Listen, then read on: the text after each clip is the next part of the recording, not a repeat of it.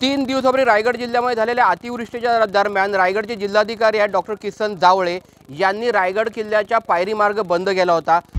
आता isakal.com आहे देशातील नंबर 1 ची मराठी न्यूज वेबसाईट। प्रत्येक अपडेटसाठी isakal.com ला नक्की भेट द्या।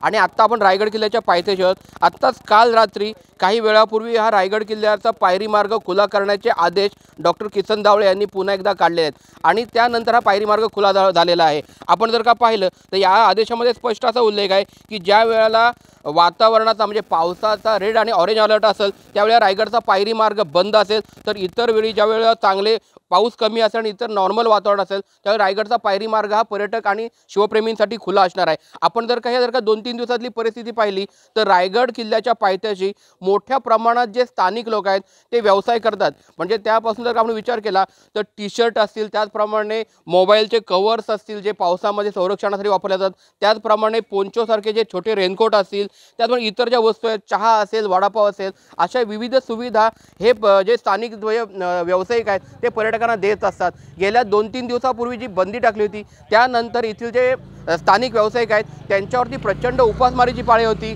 तर दुसरीकडे बाजू आपण बघितली तर रायगड किल्ला पाहण्यासाठी म्हणजे पावसाळी पर्यटकांना आनंद लुटण्यासाठी मोठ्या प्रमाणामध्ये पर्यटक रायगड किल्ल्यावर येत होते आणि रायगडवर बंदी असल्याकारणे त्यांचा हिरमोड होता आणि परत जात होते। आता हे बंदी उठल्यानंतर पर्यटकांमध्ये एक वेगळं आनंदाचं वातावरण आहे। त्याचप्रमाणे इथले जे स्थानिक व्यावसायिक आहेत ते देखील आनंदित झालेत आपल्याला पाहायला मिळतंय। सचिन कदम, साम टीव्ही, रायगड।